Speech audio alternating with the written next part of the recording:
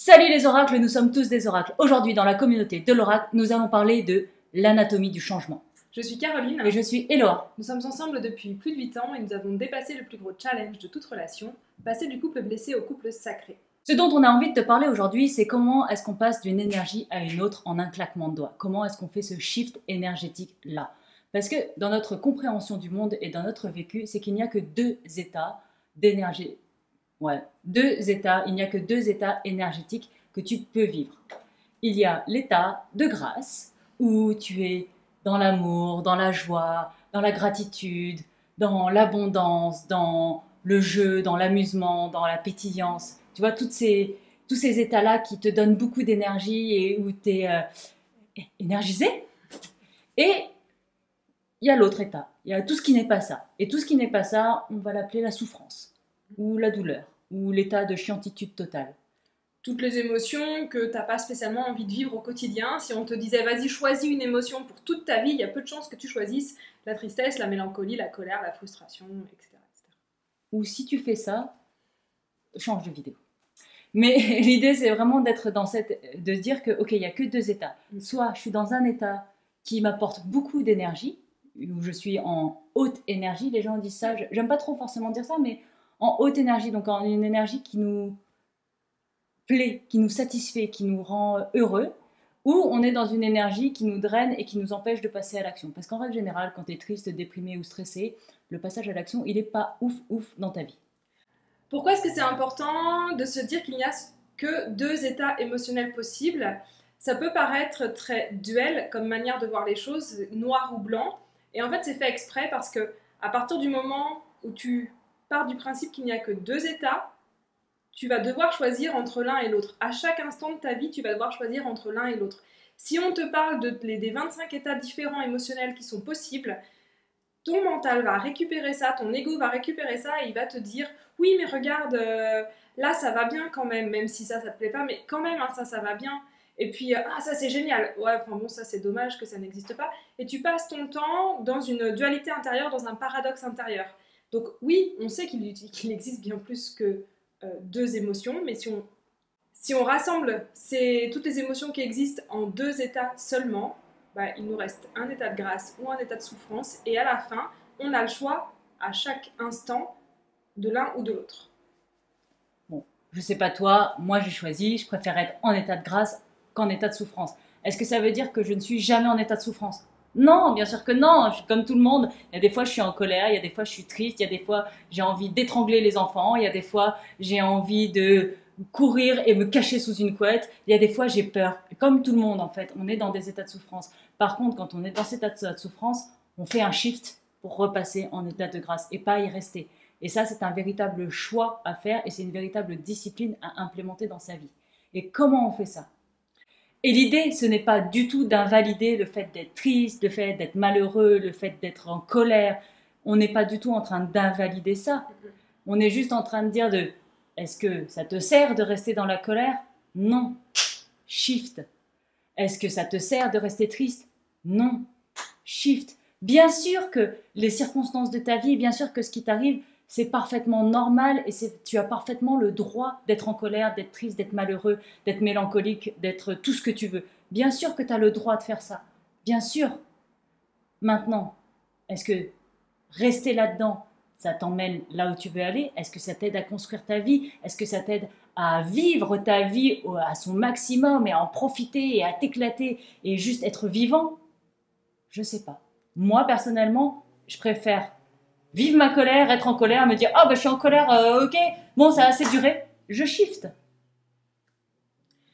Souvent, ce qu'on entend dans le milieu du développement personnel, du développement spirituel, c'est que d'avoir ce discours-là, c'est quelque chose de l'ordre de je passe en force, en fait. Je m'autorise pas à être en colère, je m'autorise pas à être triste, et c'est totalement faux. Ce qu'on essaye de dire, c'est que s'autoriser à être en colère, ça ne veut pas dire rester 3 mois ou même une journée entière en colère, parce que ça veut dire s'accrocher à sa colère, être attaché à sa colère. Donc, s'autoriser à être en colère, accepter sa couleur. S'autoriser à être en colère, accepter sa colère, c'est quelque chose qui peut durer très peu de temps. Je crois qu'on parle de 90 secondes pour une émotion. Donc ça n'a pas à durer 3 mois. Donc, tu te donnes 90 secondes pour vivre toutes les émotions que tu vis intensément. T'es triste, bah sois triste pendant 90 secondes. T'es en colère, bah sois en colère pendant 90 secondes. Échange. Alors, comment est-ce qu'on fait ça? Parce qu'on est quand même venu pour te donner l'anatomie du changement. La première chose à faire, c'est de shifter tes émotions. Donc, d'en prendre conscience d'abord. Hein. De te rendre compte que bah, là, je suis dans la colère. Ok, je décide, je change. Comment est-ce qu'on fait ça? Je shift mon focus d'abord. Sur quoi est-ce que je suis en train de me concentrer? Si là, tu es super énervé parce qu'il y a des brocolis plutôt que des haricots verts, bah, tu changes ton focus. Parce que là, tu es juste en train de focuser sur le fait qu'il n'y a pas les haricots verts. Si tu es tout le temps en train de te dire « Ah, mais j'aurais dû lui dire ça hier parce que, je ne sais pas moi, il y a une altercation chez ton boucher avec quelqu'un qui est passé devant toi et que tu continues à y penser en te disant « Ah, la prochaine fois, je ne le laisserai pas faire et puis c'est pas bien et puis c'est quoi ces gens quand même hein, qui se permettent n'importe quoi ?» Tout ce qui reste comme ça dans tes pensées, c'est ton focus. Donc, si tu fais ça, change ton focus, arrête d'être dans le passé et va dans le futur, là où tu veux aller. Ouais, même dans le présent. Ou dans le passé, mais celui qui est cool. Celui qui est cool. C'est trop bien, les brocolis, ça me rappelle le souvenir quand j'étais chez mamie, on faisait des trucs trop bien avec mamie, c'était trop bien. Enfin, change. Oui. Où tu veux, mais change dans un truc où ça te remet en bonne énergie, dans une bonne émotion. Ensuite, change ta posture, shift ton corps physique. Normalement, si tu es en colère, tu vas être un peu comme ça.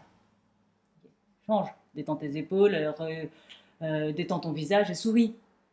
Si tu es triste, tu es comme ça, bah, relève-toi, redresse-toi. Avance, respire. Et pour que ce changement-là, il dure, parce que c'est bien beau de faire des shifts comme ça petit à petit, là, tu entends la vidéo, tu vas le mettre en place 1 jour, 2 jours, puis le 3e jour, tu auras oublié ce qu'il fallait faire. Oh, ça déjà, c'est si tu fais partie des gens qui mettent tes trucs en place et bravo à toi. Petit bribing. Et donc, ça va être cool, tu vas te dire, ah, c'est cool, j'arrive à le faire 1 jour, 2 jours, comment je fais pour le faire toute ma vie en fait? Et pour ça, c'est nécessaire de faire un shift identitaire. Un shift identitaire, l'identité, c'est quoi? C'est la somme de toutes les croyances que l'on a sur qui nous sommes et qui nous ne sommes pas. Donc, si tu t'identifies à quelqu'un qui est genre... moi, je m'identifie à quelqu'un qui était souvent en colère. Bah, tant que je m'identifie à cette personne souvent en colère, je pouvais faire tous les shifts émotionnels, de focus et de physiologie que je voulais. Hein. Derrière, je redevenais toujours en colère. Ouais. Donc, il y a eu un moment donné, j'ai dû arrêter de m'identifier à quelqu'un en colère pour juste m'identifier à quelqu'un qui a une énergie haute, quelqu'un qui est heureux, quelqu'un qui a envie de vivre, quelqu'un qui est déterminé, quelqu'un qui s'amuse, quelqu'un qui s'éclate. Et c'est là où on va aller chercher aussi tout ce qui est cristallisé du passé. Parce que souvent, on aime bien dans des persos aller comprendre pourquoi on agit comme ça et tout ça. Et donc, on va forcément se dire, mais oui, mais tu sais, quand j'avais 6 ans, il y a machine, arrêtez d'être ma copine. Alors moi, j'étais pas contente. Et donc maintenant, toute ma vie, je suis la personne qui a été rejetée quand j'avais 6 ans. Donc, je suis rejetée pour toute ma vie. Mais c'est ça, en fait, d'aller changer l'identité. C'est à ce moment-là qu'on va aller changer tout ce qui était cristallisé du passé pour ne plus que ce soit un boulet. Parce que je me fais un peu l'avocat du diable, je me dis peut-être que tu es en train de te dire, on t'a dit de changer d'émotion facilement. Oui, mais qu'est-ce que je fais des émotions qui viennent des trucs du passé? C'est là qu'on le met. T'écoutes cette vidéo là maintenant et on a parlé de manière assez conceptuelle de l'anatomie du changement, comment est-ce que tu fais pour changer. Je t'invite à te demander là aujourd'hui, qu'est-ce qui doit changer dans ta vie? Qu'est-ce que tu as envie de changer dans ta vie maintenant?